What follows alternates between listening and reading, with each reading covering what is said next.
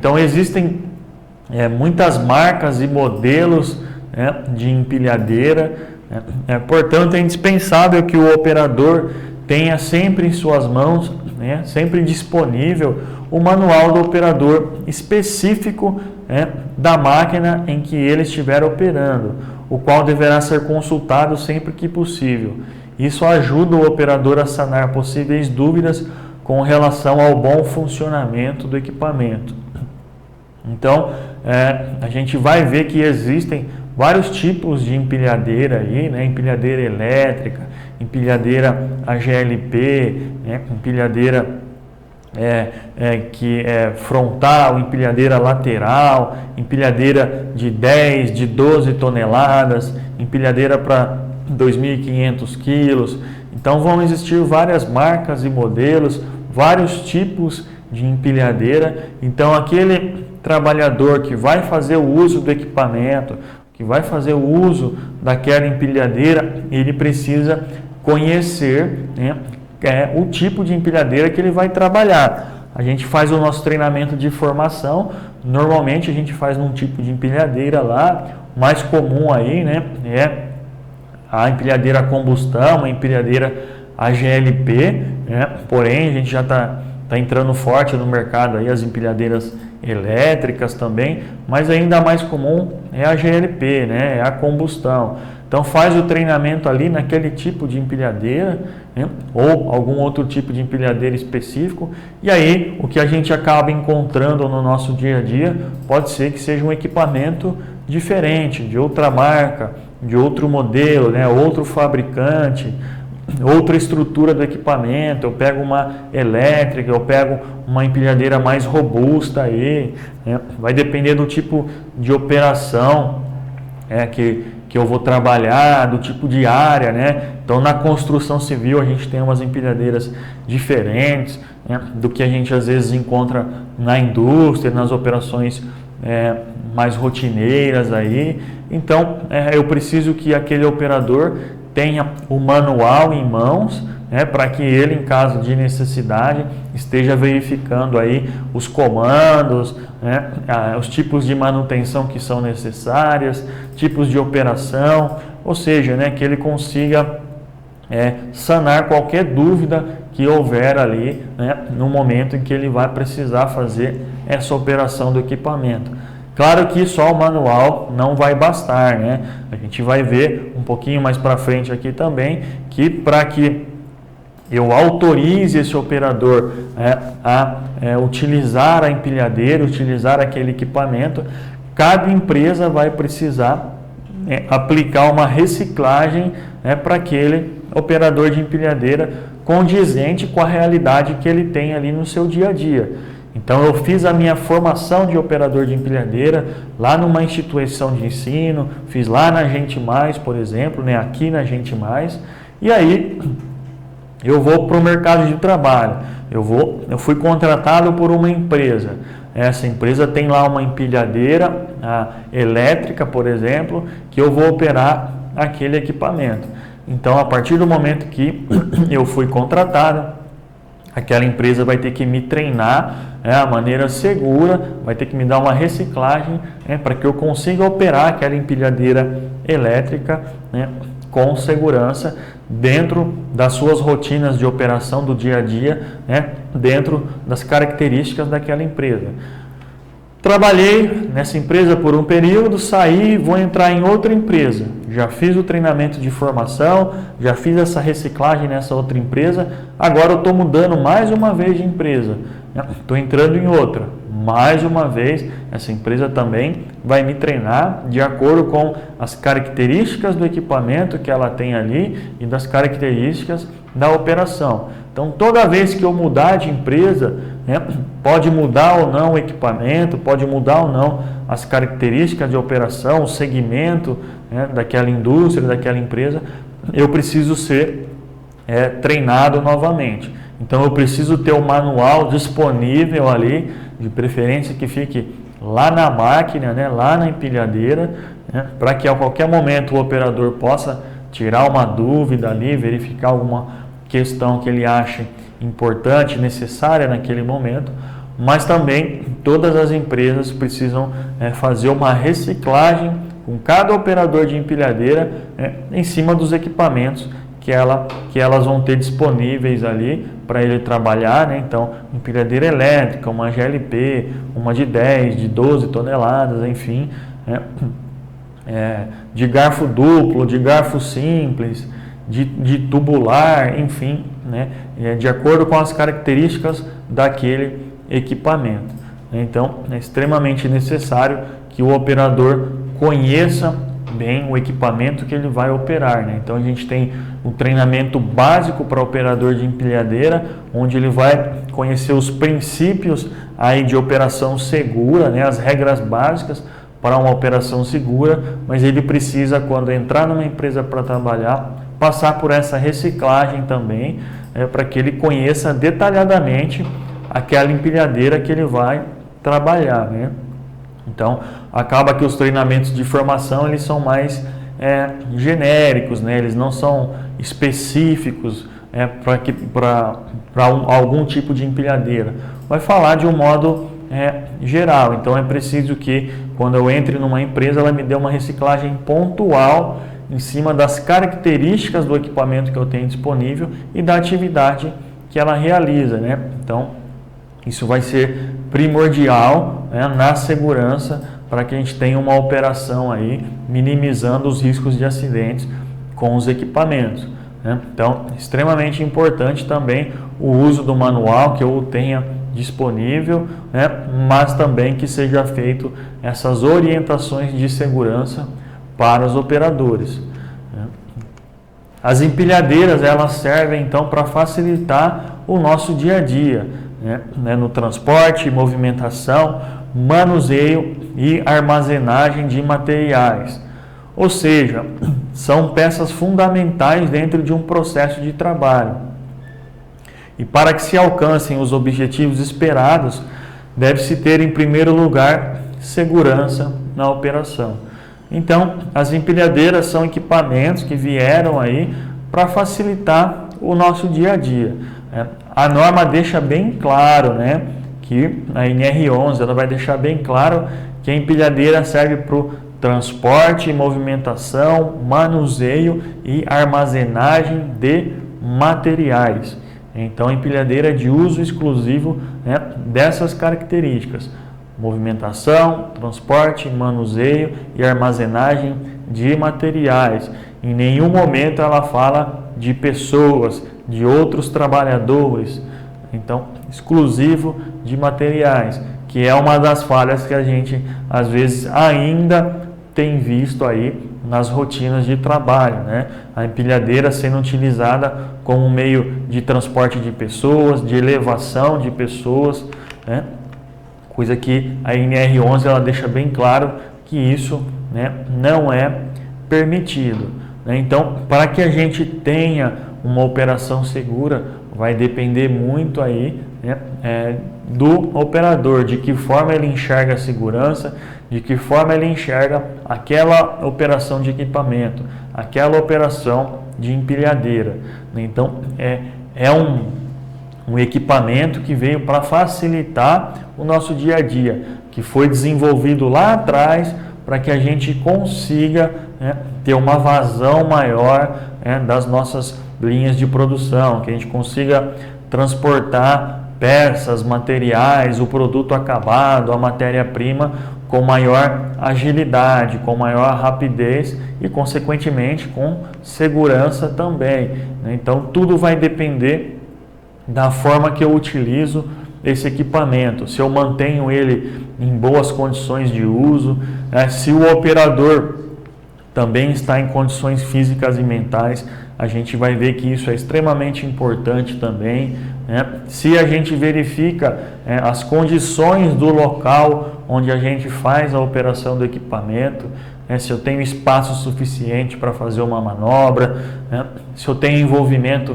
de outras máquinas e equipamentos nessa operação, trânsito de pedestres, né? De pessoas. Então, eu me preocupo, né? Com tudo que está, né, próximo ali ao meu local de operação, né, com todas as partes do processo, desde antes de eu ligar a empilhadeira, a gente vai ver que o processo já começa antes da operação propriamente dita, né, até durante todo o processo de operação, a minha rotina normal de trabalho, e aí lá no final do dia, no final do meu turno, quando eu encerrei as minhas atividades, a gente também vai ter os procedimentos para estar realizando, para parar o equipamento com segurança. Então, se a gente seguir esses conceitos básicos, né, se a gente aplicar essas técnicas de segurança no dia a dia, né, a gente vai ter uma operação segura, né? Isso vai depender muito da responsabilidade que o operador tem em suas mãos, né? Se ele vai aplicar isso ou não no dia a dia. Como a gente falou, né, é verificar uma situação de risco e tomar uma atitude. Que essa atitude seja sempre proativa, que seja uma atitude positiva, né? E não uma atitude negativa, uma atitude de tanto faz, não é comigo, não é minha responsabilidade, eu sempre fiz assim, nunca aconteceu nada, a segurança não está vendo, então vou seguir. Então, são comportamentos que nunca um operador deve ter, são comportamentos de risco, inseguros, que vão estar colocando não só a vida do operador, como a de outras pessoas em risco também. Então é extremamente necessário que o operador seja consciente, né, do tamanho e da responsabilidade que ele tem em suas mãos enquanto ele faz a operação do equipamento.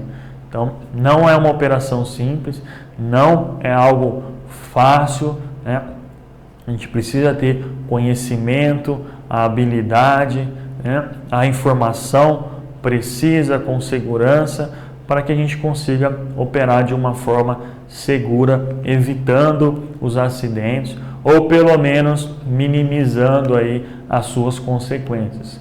Esse é o grande objetivo. Então o operador precisa ter essa consciência que ele tem um bem material na sua mão ali, que veio para trazer muitos benefícios para as atividades, para as rotinas industriais, porém que se ele for mal utilizado aí, ele acaba se tornando uma arma, ele acaba se tornando um agente de acidentes de trabalho.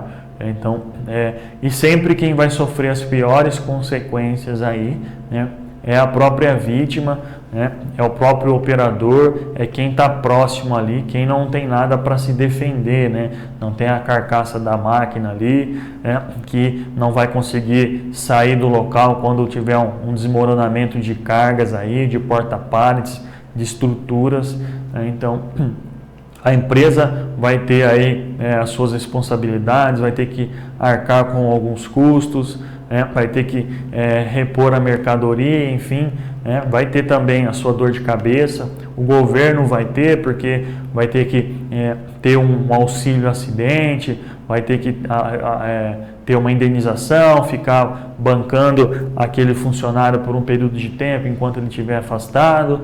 Então é ruim para o governo, é ruim para a empresa, é ruim para a sociedade, mas sempre a pior consequência vai ser ali daquele trabalhador que se acidentou, daquela vítima que está sentindo a dor no momento ali, que vai ficar afastado, que vai ficar em casa parado, às vezes uma lesão incapacitante permanente, ou a sua família, quando às vezes acaba ocorrendo um acidente fatal, uma morte. Então é a família dessa vítima que vai ficar com a pior consequência, Então é um filho que vai ficar sem o pai, é uma mãe que fica sem o filho, o irmão sem o irmão, o colega, o amigo sem o amigo, enfim, a pior consequência ou é para a própria vítima ou é ali para a sua família, Todos vão ter as suas consequências, mas quem está na linha de frente ali, quem sofre o acidente, quem sofre a lesão, é quem sempre vai ter as piores consequências. Então é por isso que a gente precisa conhecer muito bem o equipamento, conhecer o nosso local de trabalho, conhecer as técnicas de prevenção a acidentes, para que a gente não chegue nesse ponto. A partir do momento que eu tive um acidente de trabalho, né, envolvendo empilhadeira ou qualquer outro tipo de acidente, é porque em algum momento a prevenção falhou, a segurança do trabalho foi deixada de lado. Eu burlei alguma regra, algum procedimento que fez com que eu desse uma janela de oportunidade para o risco ser prevalecido naquele momento, né, para que o acidente ocorresse. A gente nunca vai falar na segurança do trabalho que foi uma fatalidade. Então, infelizmente aconteceu, né, foi uma fatalidade. Não existe fatalidade. É porque fatalidade é algo que eu não consigo prever, né, que eu não tenho controle sobre isso. Então, se cair um raio na minha cabeça lá no meio da rua, num dia totalmente ensolarado, sem nenhuma nuvem, né, eu posso considerar uma fatalidade, né? Se a gente for analisar bem a fundo até esse raio, a gente vai encontrar um motivo também. Mas digamos que esse raio, né, num dia que está um sol, né, então é uma fatalidade. A gente não tem controle sobre isso, a gente não consegue prever.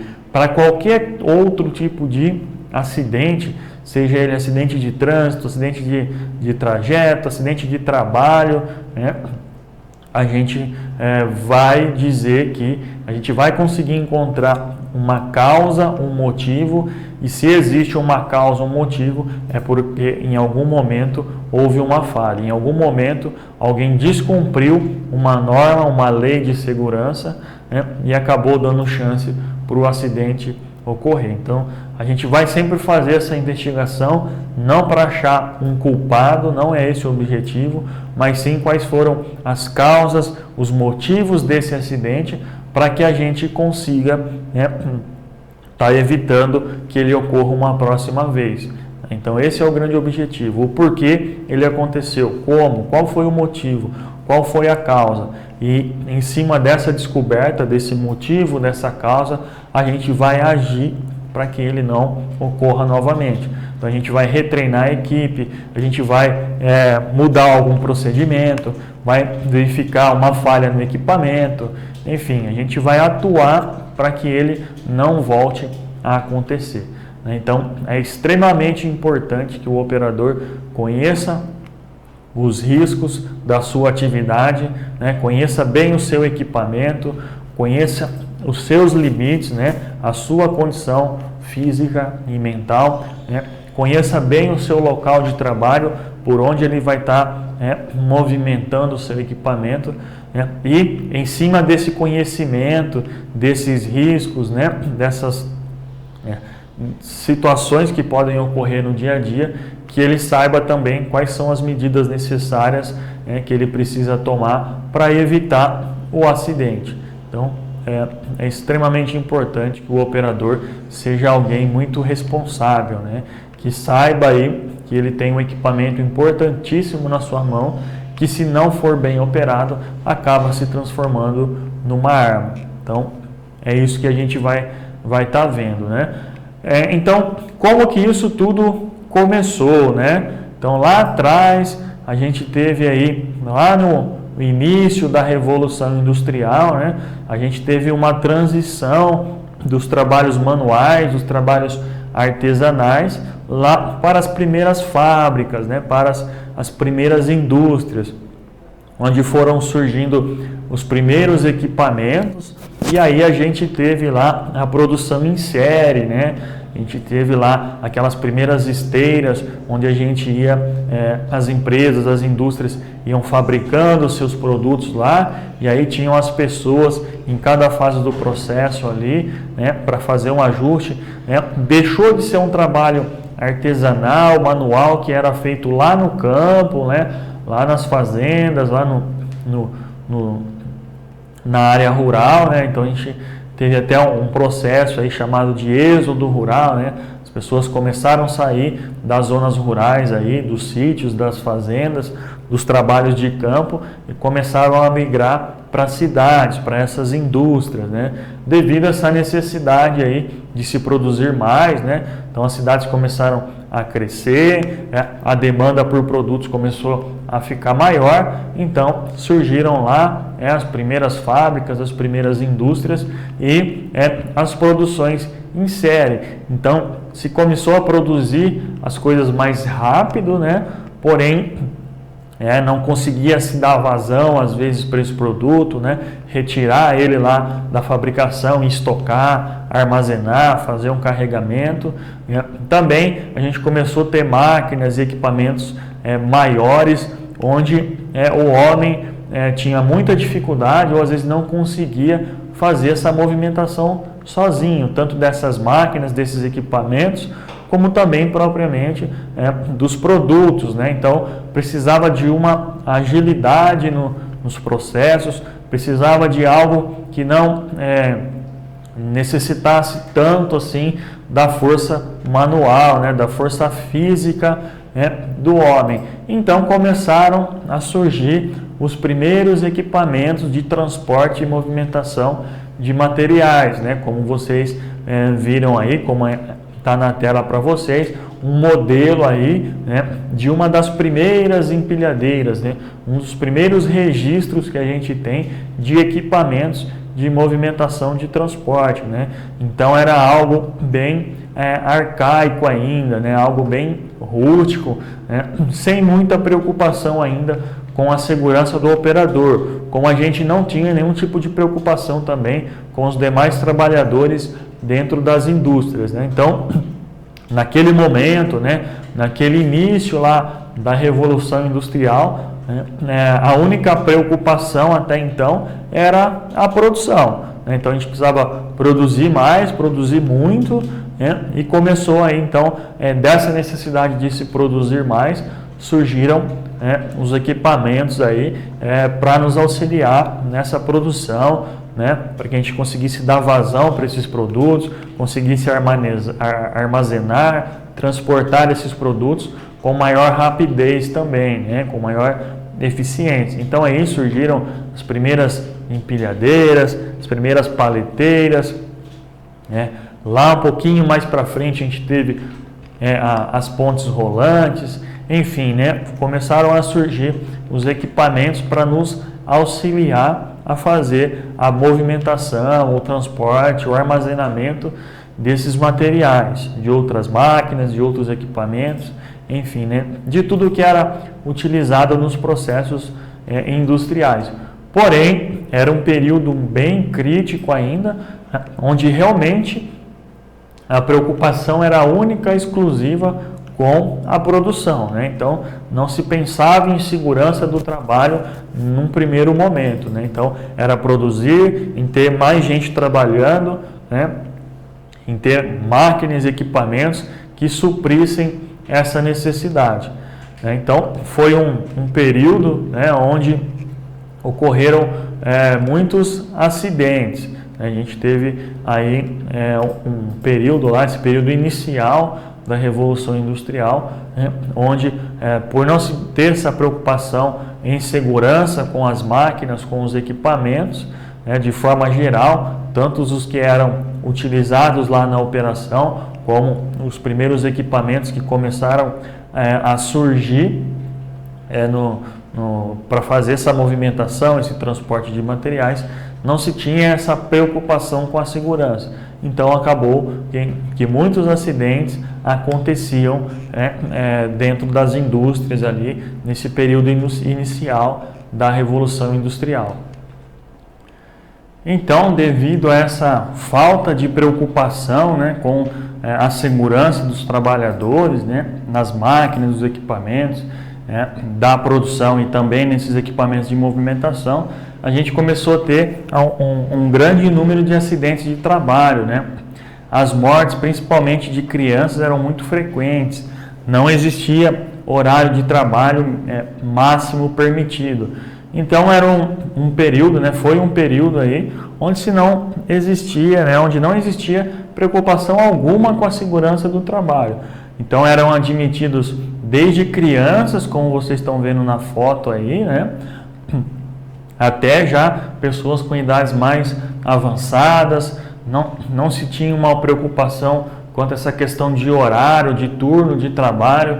Então, as pessoas acabavam trabalhando 14, 16, 18 horas por dia aí, quase que um trabalho escravo, né? Muitas dessas pessoas, tinha algumas que moravam até dentro das fábricas aí, né, dentro dos terrenos dessa fábrica. Então o trabalhador acabava que ficava praticamente 100% do tempo aí à disposição do empregador, né, da empresa, né.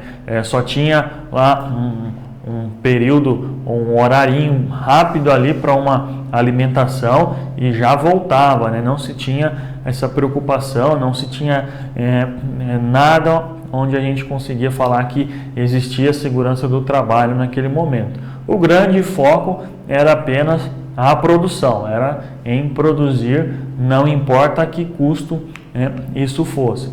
Então acabou que tiveram muitos acidentes, muitas pessoas ficaram lesionadas, né? Tiveram acidentes aí que acabaram deixando elas incapacitadas, né? Às vezes temporariamente, mas muitas das vezes permanentemente. E aí essas pessoas acabavam ficando à margem da sociedade, né? Não existia nenhum recurso como a gente tem hoje aí da Previdência Social, né? Então não tinha nenhum benefício, nenhum recurso para aquele trabalhador que sofria um acidente de trabalho. Então, sofreu um acidente, ele não servia mais para o trabalho, ele era dispensado sem direito algum, os poucos direitos que existiam na época, ele já não tinha direito algum, ficava sem salário, sem nenhum tipo de benefício, sem nenhum recurso, ou seja, na maioria das vezes ele acabava morrendo nas ruas ali, porque não tinha nenhum recurso para pelo menos conseguir se alimentar, acabava virando lá um morador de rua que ia viver de esmolas aí, da boa vontade de outras pessoas, não conseguia mais retornar para o trabalho, às vezes nem para sua própria família ali, porque ele não conseguia fazer, dependendo do tipo de lesão, do acidente, não conseguia desenvolver mais nenhuma atividade. Isso quando ele já não morria também, Então muita gente morreu devido a acidente de trabalho, nessa Revolução Industrial. Então tudo começou lá atrás, sem nenhum tipo de preocupação relativa à segurança do trabalho. Então as coisas precisaram irem acontecendo de uma forma mais trágica e mais pesada da história, para que a gente conseguisse evoluir no tempo aí, e evoluir nesses conceitos também. Então demorou um pouquinho, mas teve lá em 1802 a primeira lei que a gente tem conhecimento aí, que que falava da saúde moral dos aprendizes. Então foi a primeira lei de proteção dos trabalhadores, Então, depois de algum tempo aí, de produção já, essa Revolução Industrial já mais estabelecida, então já tinha muitas indústrias, muitas empresas, porém, na mesma proporção, a gente tinha um número elevado aí de acidentes de trabalho, de lesões. Isso fez com que houvesse então uma primeira luz de alerta ali, está acontecendo muito acidente, está acabando com a nossa mão de obra aqui, então a gente precisa fazer alguma coisa, Não foi nenhuma preocupação assim com a segurança dos trabalhadores mesmo, Foi essa preocupação de acabar a mão de obra, porque tinha muita gente sendo lesionado, muita gente que estava morrendo dentro das fábricas, e aí ia chegar um ponto, se não tomasse nenhuma medida ali, se não tivesse essa primeira lei aí de segurança, ia acabar que por um determinado tempo não ia ter mais mão de obra qualificada, ia acabar deixando desfalcado. Então se criou essa primeira lei de segurança que estabelecia alguns requisitos básicos aí, as primeiras regras, a primeira lei de segurança. Então ela colocava um limite de 12 horas de trabalho por dia, né? Então até um pouco parecido com o que a gente tem vigente nos dias de hoje aqui no país, né, no Brasil. Proibia o trabalho noturno, então naquele momento, né, não poderia mais ter atividade noturna porque não se tinham as condições adequadas de segurança, né, que a gente tem hoje, de iluminação, né, de sinalização. Então foi proibido. Obrigava os empregadores a lavar as paredes das fábricas 2 vezes por ano, pelo menos, né, e tornava obrigatória a ventilação do ambiente. Então, se a gente pensar, né, a gente comparar com os dias atuais, né, com o tanto de legislação de segurança que a gente tem hoje em dia, né, isso parece até que não era nada, né? Mas para aquela época isso era muito, né? Então, ter essa jornada reduzida, né, ter que lavar a parede das fábricas, né, ter que manter o local ventilado, não ter o trabalho noturno, para aquela época, né, para aquela situação, isso já mudou muito, né? Acabou que teve uma diminuição drástica aí dos acidentes de trabalho, né? Mas ainda eles continuaram acontecendo, né? Então foram algumas medidas paliativas, mas que propriamente nesse primeiro momento não tratava aí da segurança de máquinas e equipamentos, né? Não tratava também da segurança do processo operacional em si. Então as máquinas, os equipamentos continuavam sem proteções, né? Então o que mudou foi o período de trabalho, diminuiu essa carga horária, né? Tinha lá essa limpeza das paredes, essa ventilação, né? Porém as máquinas e equipamentos continuavam sem proteção, né? Melhorou um pouco, né? Foi um início, mas, né, para que realmente tudo isso começasse a ter um efeito maior, né, passaram-se décadas e décadas aí, né, séculos, né, a gente pensar nos dias atuais, para que forem melhorados aí, para que se chegasse no ponto que a gente tem hoje, a segurança do trabalho.